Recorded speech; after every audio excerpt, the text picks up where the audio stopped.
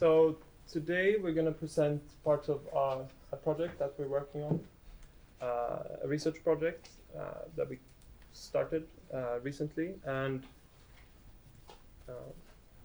it's called Hiroba, Learning from Japanese Public Space.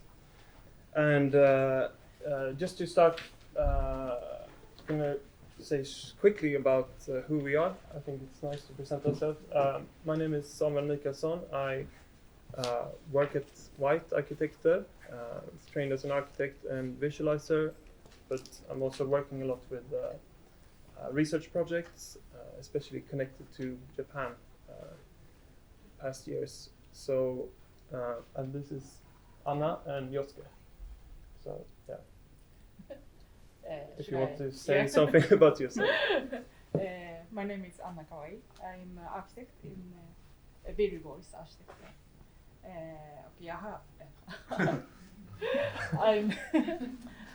I moved to Sweden 5 years ago, and I studied at Shimbashi in Tokyo. I'm growing up. I have grown up in Tokyo.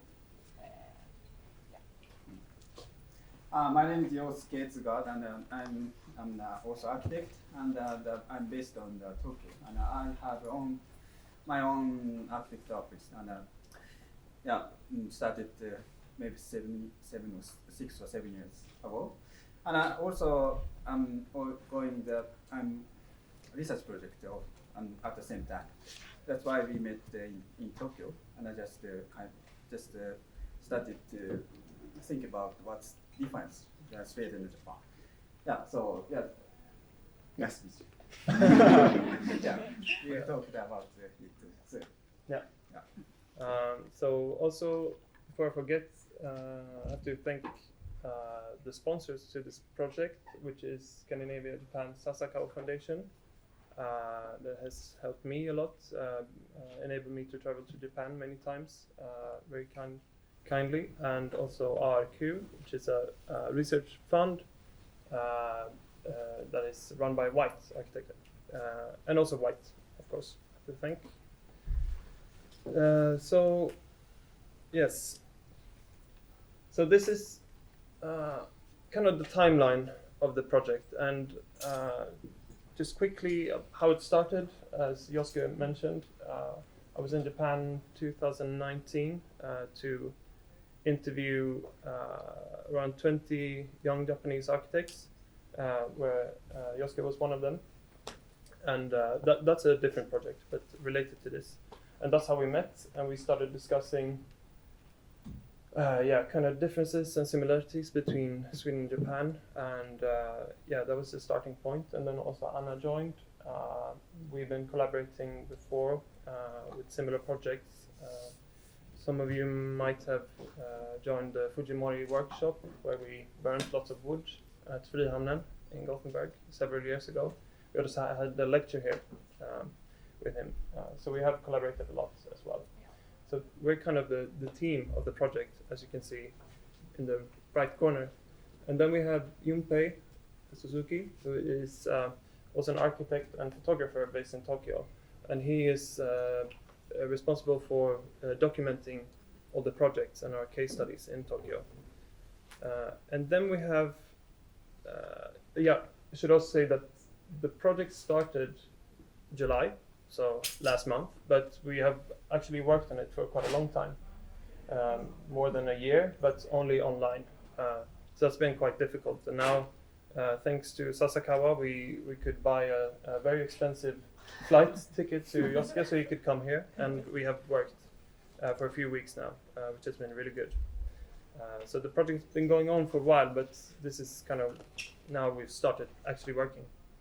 And I'm not going to go over all the names of the people that we have are kind of going to interview and meet, but two of them we're going to present today because you two met these two guys, Sonoda-san and Tsuchihashi-san, in Osaka and Tokyo, right? Yeah. So we have two interviews to show you today, but this is just to kind of explain what we're doing. It's a research project, and we're interviewing people and kind of putting other research together. Yes, I think that's got it. Okay, so We can ask one question. oh yes, sorry. How many people have been in Japan? If you...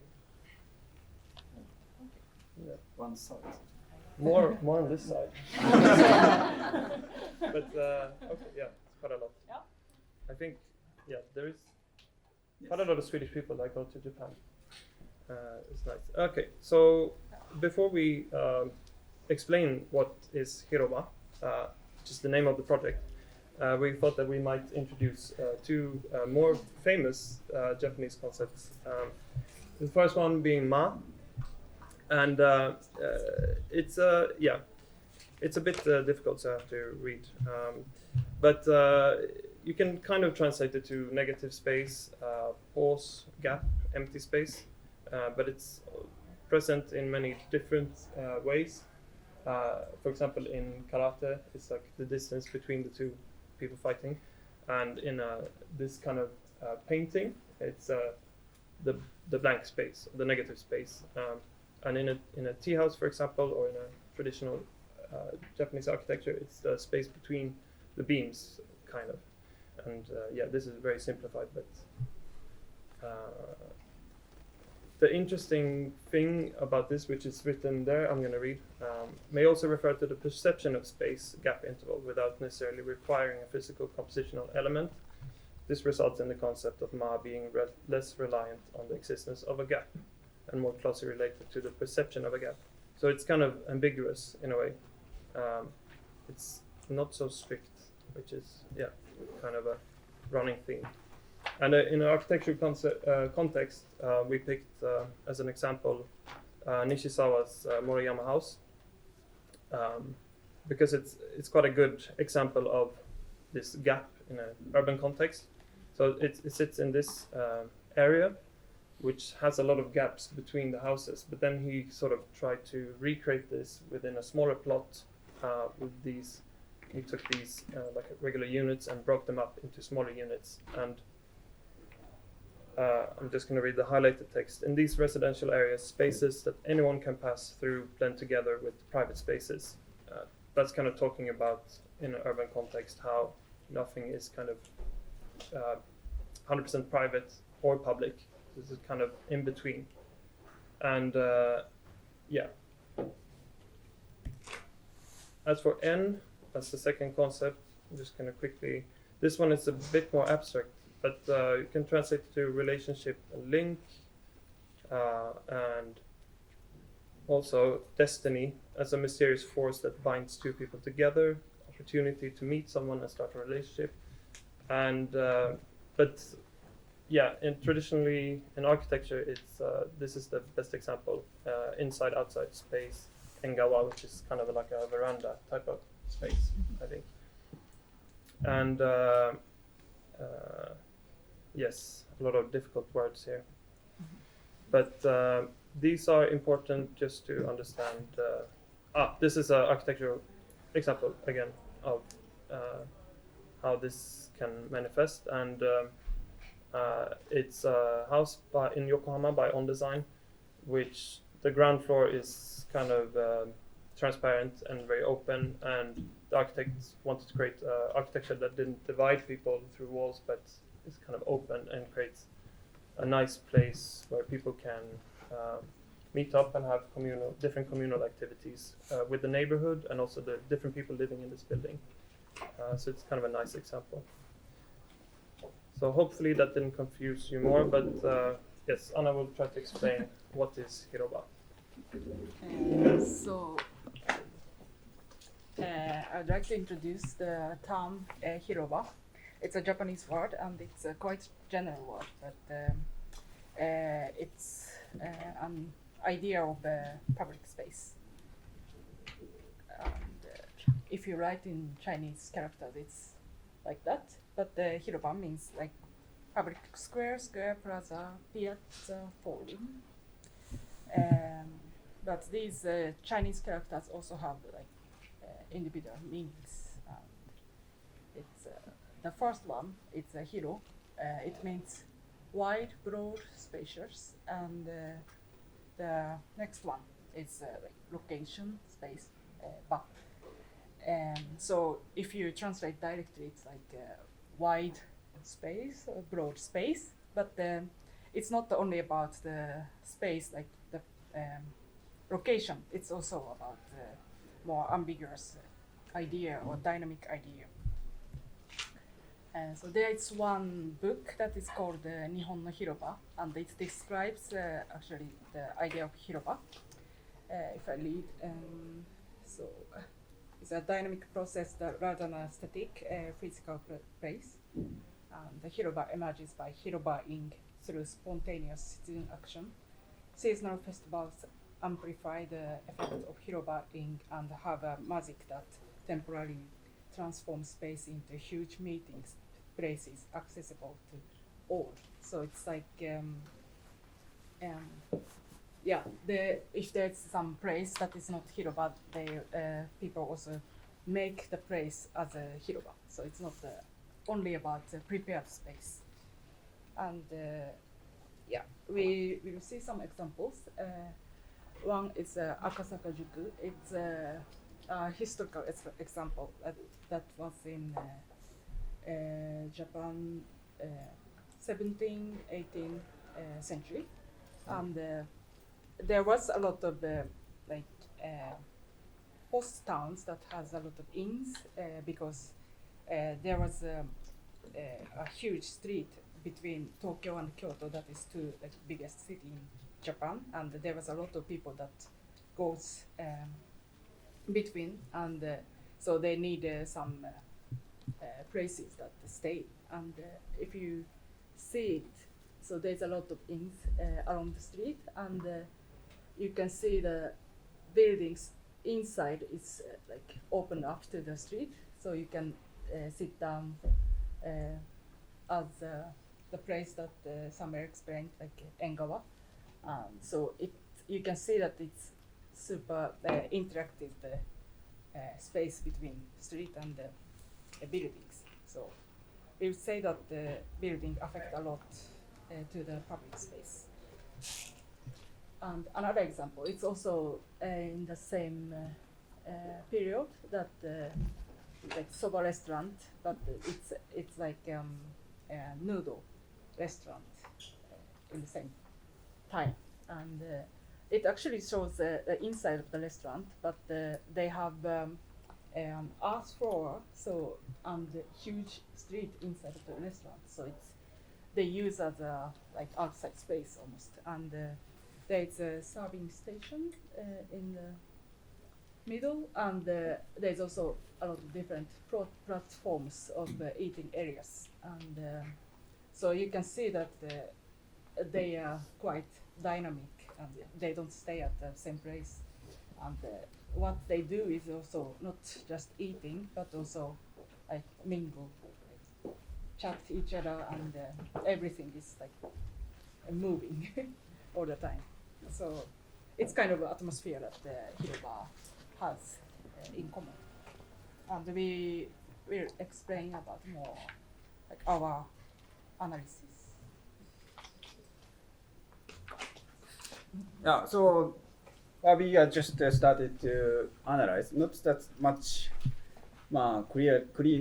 clarified yet, but we can say this, as we can see that the concept of Hiroba is almost everything comes from the street. So if it's wide, something happened in that place. So that means we can say just two kinds of space can be and in a basis of our research. And one is the array, and one is the street. And so this is a kind of the showing the size, difference of the sizes. Then, and this is the kind of existing. I will show you some existing buildings or cities. And this is the Tsukishima. It's located in front of the ocean and Tokyo Bay, and this is expanded area from Edo period, and this area is basically for the the workers for the industry, big factory. And this is burned out at Tokyo Kanto earthquake. It's in 1923, but it doesn't burn from World War II bombs. So this is existing from that 1923. I must say, this is the kind of, you can see that this is also this is almost all housings, but this is a kind of row house. It's very common to live in cities. And the one entrance have one family there, and that family can expand their space into the out to the alleys, and they bring some greens and bikes and the washing and drying the clothes or something we can see in this alleys, everything. And this is kind of based. We can say this is the kind of the space by the daily life. And we can say some different places. Almost all are expanded area. The area is kind of they are using as an expanded area from inside to outside. And this is different places. The Shimbashi. The Shimbashi is the biggest, one of the biggest cities in Tokyo, and this is the place is very special for the train starts from this place is how do you put it? That's the space that trains start from these stations. This is the first station. There was the first station in Japan. So that's why that is very much the many people want to come, and this is a kind of termination of the train. So that's why there's some small restaurants here.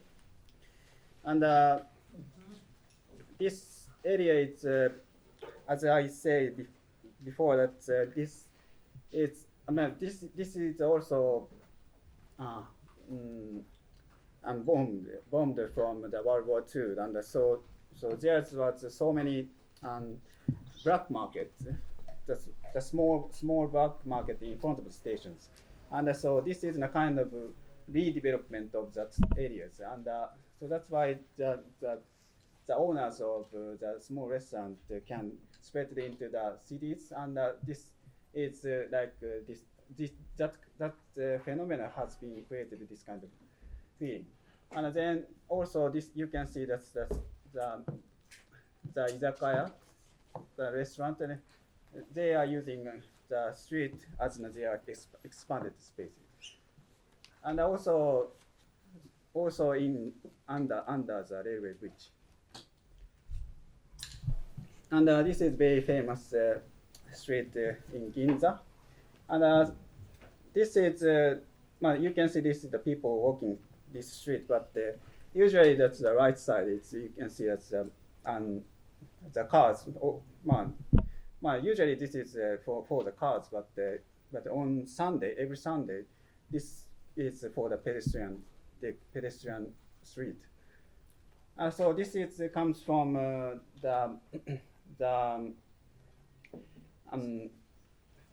this exists almost 50 years, and it's because of the economic expanding time, and it have the motorization, like that's the cars and many cars and the car accident in that cities, and this is very famous for the shopping areas. So people want to come here, but the car it's very bad timing of the car accident that time. So the government decided to open up once in a week, and this is the kind of special. But this is also we can see this kind of street. Using as a pedestrian in New York, Times Square, and Paris, and Paris no the big street. That's most famous street. Just And also, this is not special, but this exists 50 years, so it's quite rare, I can say. Yes. This is Gion Matsuri from Kyoto, and this is, you can see that for many people, it's now almost packed in these places, but it's now that's the center of the float is now moving to the one side, one direction. And this is the most popular days in this festival. It's will be happening in 1 month, and so the full of people here and want to see how the float looks like, and this is kind of now stopping and connected to the inside. This is a kind of just climbing up the float from the existing buildings. So this is not that the kind of the usual case, but this kind of festivity to how the festival can change the atmosphere very entirely. We can change that place, and of course this has the connection between inside and outside using the float. This is kind of nice example of how to use the street. Do you want to show the video? Ah, yes. What video?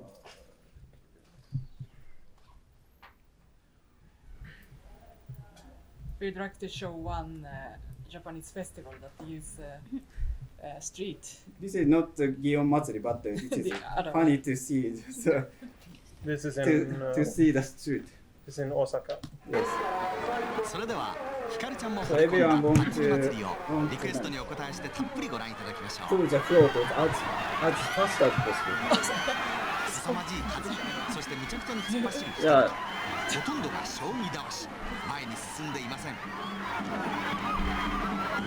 そして毎度繰り返される大転倒 Yeah, sometimes happens. So, but 張り倒すどつき倒すめり込む車が1台1億円以上しかしバッ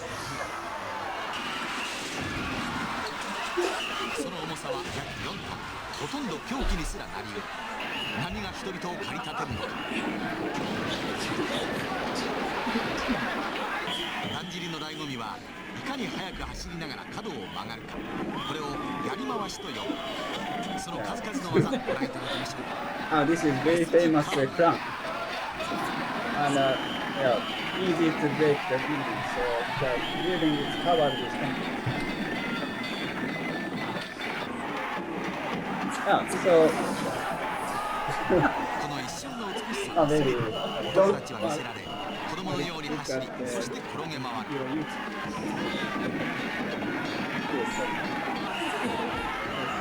Sorry for interruption of this, but yeah. So yeah, that's kind of the how to use the street is of course that's reaction of the street and the architecture. So the street, how behave the street is very much related to the how to make the architecture. So this is actually my project. I have done 5 years ago, and this is called the community station. This is under the railway bridge, and this Chuo line. It's from Shinjuku to the west. And we have tried to make this space as much we can. We also we have some tenants, the possible tenants before the buildings, but it's not so huge. So we just create some small space under the railway bridge, but it's almost hiding the infrastructure. So that's might be not good for the tenants. So we have created some kind of frame and just showing this is the kind of it looks like inside space, but but this is not actually nothing here. So this kind of contradiction of how do you call it, ambiguity of the inside and outside can be, we can try in this project. So yeah, sometimes that's the event will happen in this place under the bridge, and yeah, this is the market, and they want to use the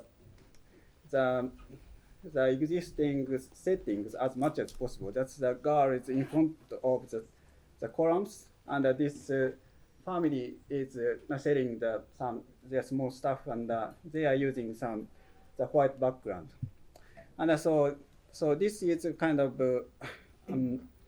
yeah, we have created some the ambiguous settings as much as possible in these buildings, and almost, but inside space is very limited. Then this is the friend's project now recently completed, and this is bonus track from. Point out where it is. Yes. So. Yeah, so yes, that's true. This is so much nice combination with the surroundings. So yeah, so this is very much like the existing buildings, but that is the friend's concept of the space. And this is the detached houses areas, but actually this is now this space have the first floor have the commercial space. So it looks like detached houses, but the first floor is open to the public. But it's very much limited because it's usually that's the housing plot have to be housing area, building area is very limited for the single houses. So it's not it's not enough for making the commercial spaces. So they use their house. The first floor is the commercial floor, and the second is their housing, but it's not enough. So they are using the outside space as much as possible. So that this kind of limitation of space can affect the outside space. Yeah. So now we can, more understandable the research. I know. So I can. I can. I have interviewed the two different urbanists, and they are very much. They can talk about more about the concept of Hiroba. Maybe you can understand more. So I hope you see from it's a part of research that we have interviewed these two people, and they are both urbanists, and he's an architect as well. And our point is that how we can create that kind of charming Hiroba in Sweden, or I don't know. I want to understand how they try to make it. This one first.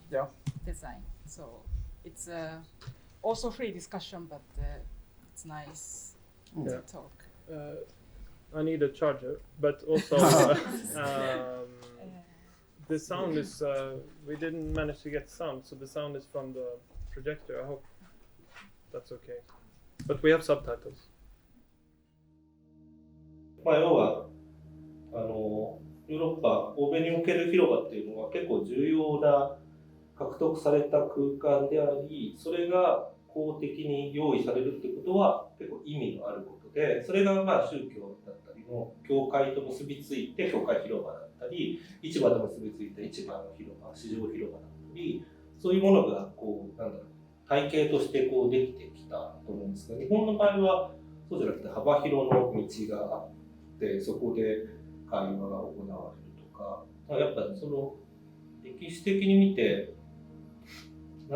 広場はゼロとは言わないですよ。やっぱりこの縄文の時代から縦穴式住居が円形に環状に作って真ん中広場的に使われたりとか、そういうのがあるにしても、その権力者というかその都市として計画的に広場を作るっていう文化がそんなになかったんじゃないかなと思います。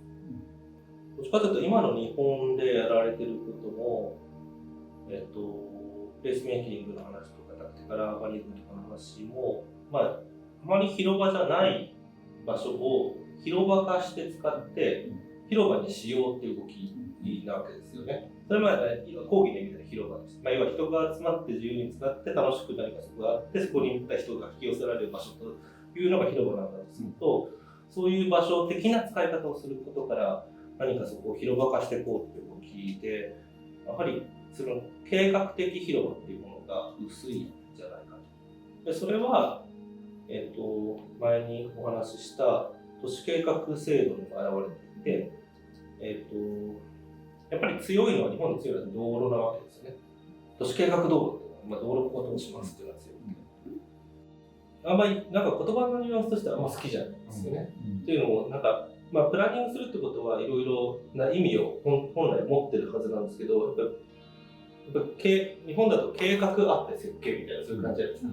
計画はなんか前提を決める。それは間違ってないんですけど、僕がすごい思ってるのは、やっぱりそのプランナーはデザインのことをよく分かってないとダメで、要は結局先ほどの何で決めるんですかねっていうのは、僕出来上がる空間だったり空間体験で決まると思ってて、要は空間体験のことを想像してプランニング立てないと、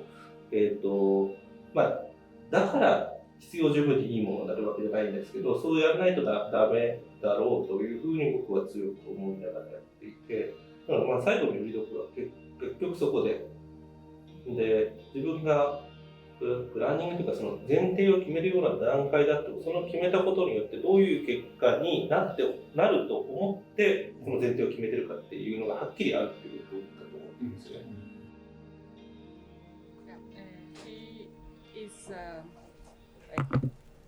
He's both urbanist and also architect, and he can design like in detail in architecture also.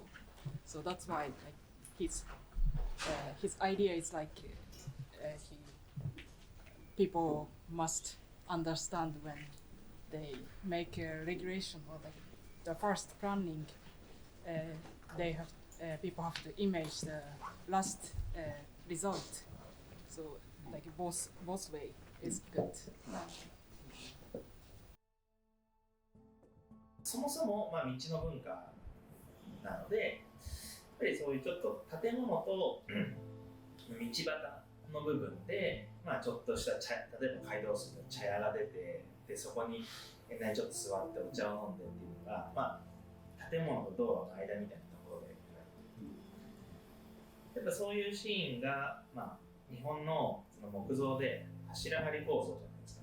で壁構造じゃないから、やっぱり外部と内部の境界が非常に曖昧で中間領域みたいなものがあって、そこで、プライベートな空間とパブリックな空間が、いい意味で干渉し合って、なんですか、広場的になるとか、そういうものが日本の広場の元々にあるアイデンティティみたいなものなのかなっていう気はしてますね。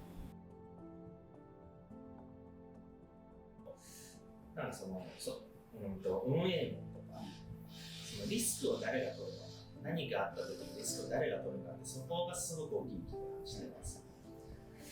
で、日本はもともと天下の行動と言われたように、基本的には江戸の頃だったら幕府が基本公共の土地っていうのはお上の土地なんで、全部法律的なもので仕組みを上層部が決めて、国なり行政的な組織を決めて、上下脱で下ろしていくので、今も基本的にそうなってるわけですよね。道路法とかにしても、広場の条例にしても。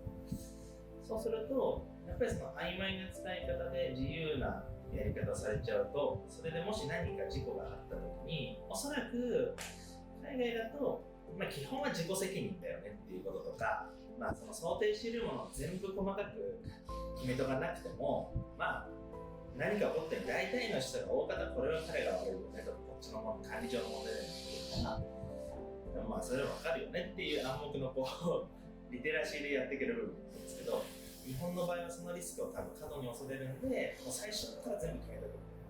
想定し得ることを全部書き出してでそれに対してこの場合は誰がどうとか、それが発生しないための予防策を全部やっておきましょうっていうのが今の、鉱物管理、公の空間の管理で、行政も基本はそうだし、あと道路、広場も一部そうですけど、人が通るところは警察が道路交通法に出てきますが、そういうところは結構硬いですよね。相当それがガチガチになってるので、そこで曖昧さがなくなっちゃってるっていう面もそう多分にあるかなと思いますね。まさにその運用上の話で、やっぱり例えば市内、大体公園とかそうですけど、都市公園条例で市内の公園すべてを全部同じルールで管理するっていうのがベースになっているので、そうすると基本的に、どっか1個で問題がありそうだと、それを例えば禁止します。火が花火やる公園とか、ここでは禁止しない。そうすると、花火実際やっても問題ない森の中の公園みたいなのも全部一律で禁止になるような形なので、それをそこでスケボーだとか、そういう焚き火だとか、街の方のニーズがいろいろ実験しながらそういうものがある。で、こういうのをやりたいって強く思ってる人がいるって分かった段階で、じゃあそれを OK にするためにどうするかっていう時に、結局やっぱ、そのクレームが入って問題になることが一番管理者側が嫌いなので、そのクレームになり得る人って、周りに利害があるお住まいの方とか、でも近隣の方のところにやりたい人と一緒にも話してるんです。で、一軒一軒事情を説明して、思いを伝えて、その人たちの人となり、スケーターの代表の子も僕と同い年なんですよ。で、でも一緒にスケボーっていうのは、ちっちゃい子供たちもいるし、すごくみんな心からそれを愛しているし、町に対してもちゃんと敬意を払える子たちだから、別に悪いやつじゃないんだと。だから、ここでやれるような余地を一緒に考えさせてくれっていうのも、自治会長さんだったり、商店会の会長さん、そんな人たちにちょっと話しながら、相互理解をしていく中で、やっぱり顔が見えてくると、何かあったらじゃあ彼らに連絡しようという話で、信頼関係ができて、結果ルールとしても、まずそこだけです。そこだけの広場ですけど、そこを自由にできるようなルールをするっていうことができたと思います。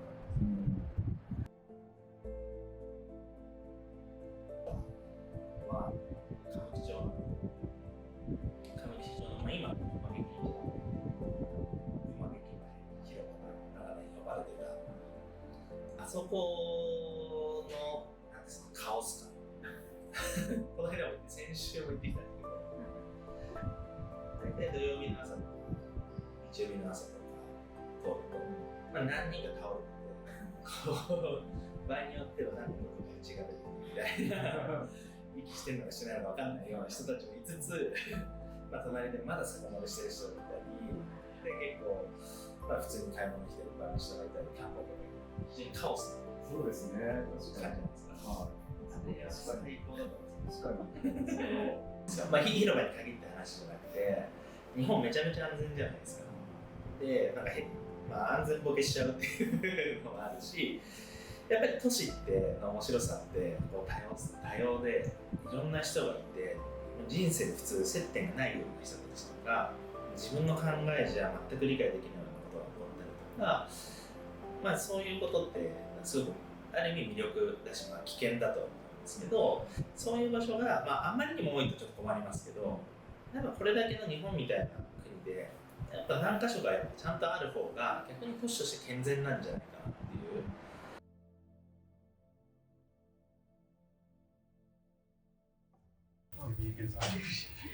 Oh yeah.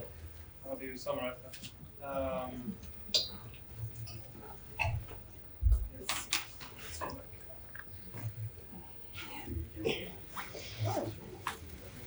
Oh yes. Sorry, we had one photo from this place.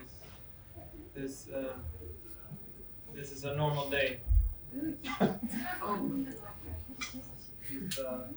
People chilling out.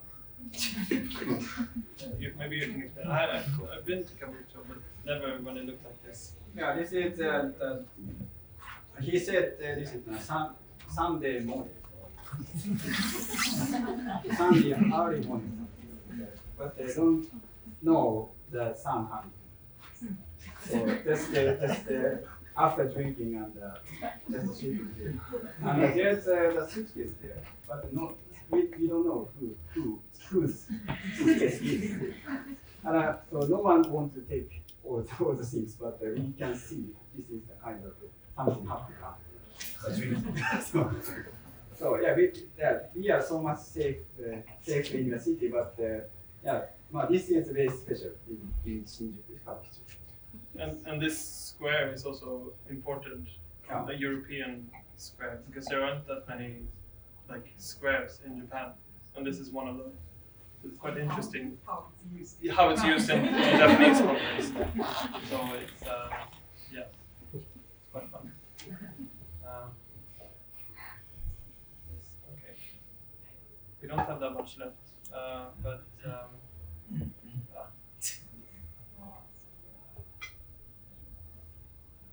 Yes. Okay. So just maybe I should skip kind of in the beginning, kind of talking about the people that we have met and that we want to meet. Some of the people here that are on this image we haven't met yet, but we asked them for permission to be on this slide. But David Sim, for example, we have met.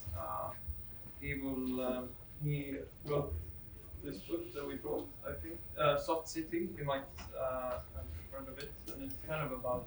He worked at Gion for many years, and it's a typical Gion architecture theory, but it's quite interesting because that book has been translated to like 30 languages or something.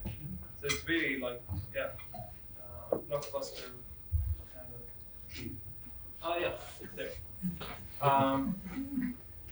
So we will talk to him about kind of Scandinavian sort of setting, and also we have some colleagues of mine from White who work with Slussen at Stockholm, and also Lisa who is kulturgeograph and works a lot with these kind of issues and dialogue process.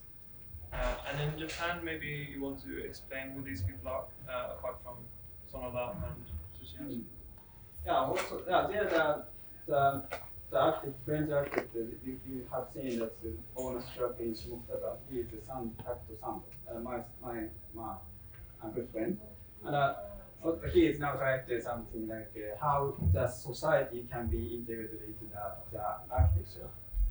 So, and the blonde guy, she is not blonde originally, but she is trying to use the ground level as an urbanism. So it's very easy just shutting the shutter or something. It might lose the creativity of the city. So very tough to open that kind of spaces as a kind of making a social space. The other one is Tapashi Fujino. Fujino-san is also architect and trying to have some the ambiguous boundary in the housing areas. So he built a few houses at the same time, and we usually have our housing plot under just one house and close the wall or something. It's very common, but it's the empty space is only occupied by one house. So it's not good for us if we have several housing in one time. So we have trying to get kind of things. So maybe this can be integrated in the future in this research. Yes. We have more than, but it's just limited. Just for now. And so we can. I also forgot to mention that this project will maybe go on for one more year, and now we're in the process of doing interviews and studying case studies and so on until March or something in springtime. And from then on, we will start putting together some kind of guidebook and try to organize some symposium or conference, and hopefully we can have a small exhibition. And this is multiple Tanaka's example of a typical sort of yatai, it's called in Japanese. It's like a small food truck type of thing. So it would be, that's something we would want to try to build maybe as part of the exhibition, just to try and sort of see the limit of how much of the streets can you take over. And that's something that she explored a lot. And these are just two examples of guidebooks. One I think is by White, and one is very detailed about London's public realm. And in August, so in 1 year we'll try to be finished with this project, but it's kind of, we're not sure how long it's going to go. Then we have maybe some questions for the audience or just everyone here, because it's, I hope no one was disappointed with we haven't got so many profound things yet, maybe so many findings, but it's very early on in our research, and hopefully this is the start of some kind of dialogue, and we really want to involve more Swedish architects in this process. So we just put these questions here as a question for you rather than the other way around. But of course you're very welcome to ask questions if you have any. But I think that's it. Thank you.